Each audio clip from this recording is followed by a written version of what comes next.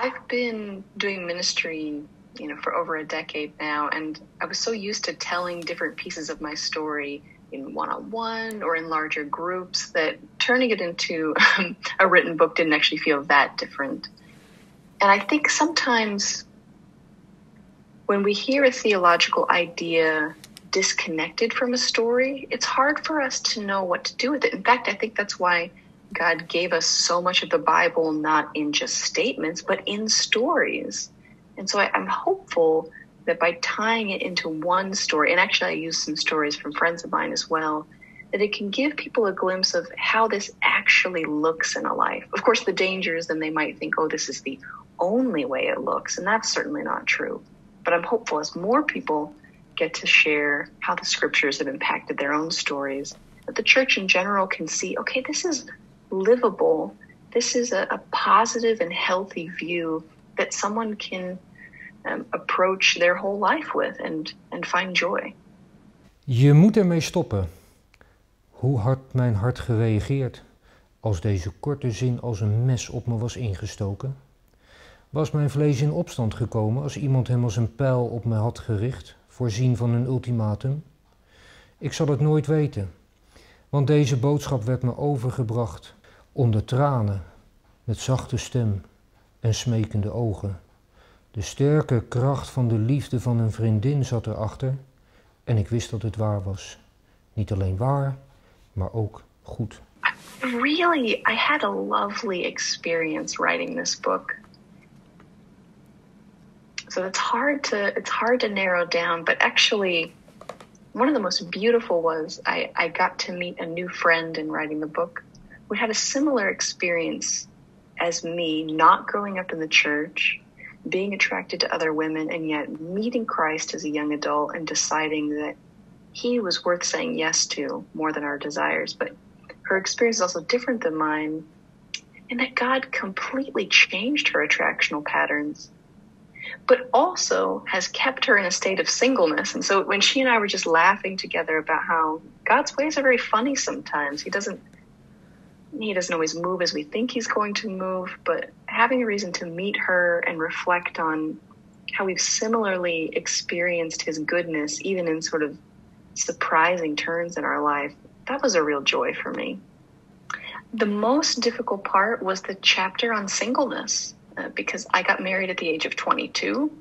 So that's like being a baby, basically. What do I know about being single? And I've been very happily married as well. So I was most fearful in perhaps misrepresenting or misunderstanding when writing that, but I made sure to talk to a lot of my friends who are faithfully living as single and got them to read it, got them to give me feedback. So that's how I handled that tricky terrain.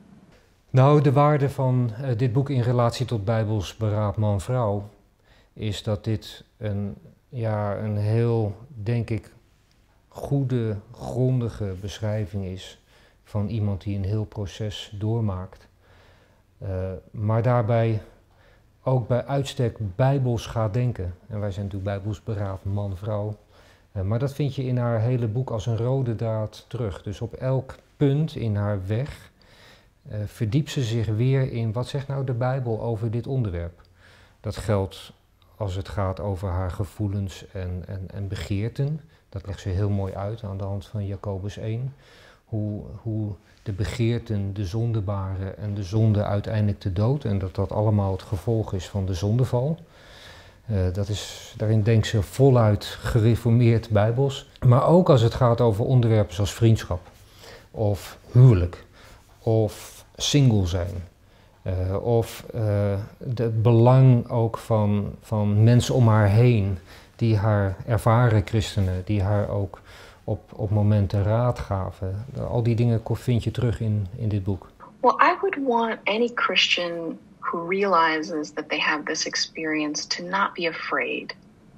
And most of the time we don't know why we feel this way. And the feeling can be strong and sometimes distracting.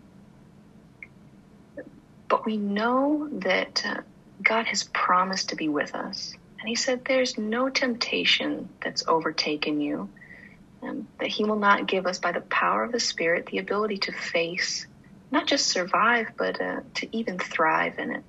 Sometimes we can feel like, well, these feelings are so strong that as much as I might fight, I have to obey them. But God has promised his help, that by his Spirit and by his word and by his people, that he's going to come around us to give us just what we need to choose obedience. And I think that's why it's so important for Christians who do not have this experience, Christians who are just naturally attracted to people of their opposite sex, but maybe who have children or other loved ones who have this experience, to really lean in and become the family, to show grace and truth to disciples who experience same-sex attraction. We need a lot of support because the world is telling us we're crazy for not following this feeling. And so if we go into the church and we're not able to talk about our experience there, or if we go into the church and people are too scared to talk about it, then we don't get the support from the family of God that we need. So having some spaces where we can be honest, not honest because we want to pursue sin, but just honest because we need support, I think is one of the best ways that we can receive love from our brothers and sisters in Christ. Nou, het is heel belangrijk dat dit boek in Nederland nu beschikbaar is. Wat mij betreft om twee redenen. In de eerste plaats, het is een uitermate leerzaam boek. Je leert veel kennen van wat het is om homoseksuele gevoelens te hebben. Wat dat betekent. En ook wat het betekent om dan toch daarin bijbels te willen leven. Maar het is wat dat betreft ook een heel bemoedigend boek. Het laat uiteindelijk zien dat er in het houden van Gods geboden groot loon is. En dat maakt het echt op een hele overtuigende wijze duidelijk, zonder dat het goedkoop is. Rachel heeft een diepe worsteling doorgemaakt. Maar toch uiteindelijk, als je ziet hoe ze daar dan ook uit is gekomen, dan is dat heel opmerkelijk. I think many of us have this sort of simple math in our mind. Well, this is a type of love, and God, it said, is love, and so what exactly is the problem here?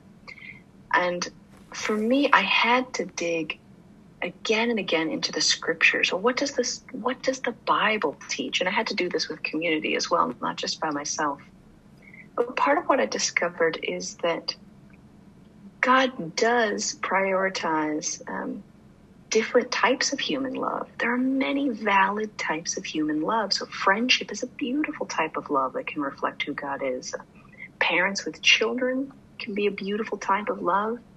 But then when it came to marriage, in order for it to do its job of reflecting God's relationship with its people, part of what it needed to be was male and female. First, because a part of marriage is building of families. That reflects how God's relationship with his people builds a whole kingdom. But even beyond just the sort of the brute facts of procreation, the gospel is a picture of love across difference.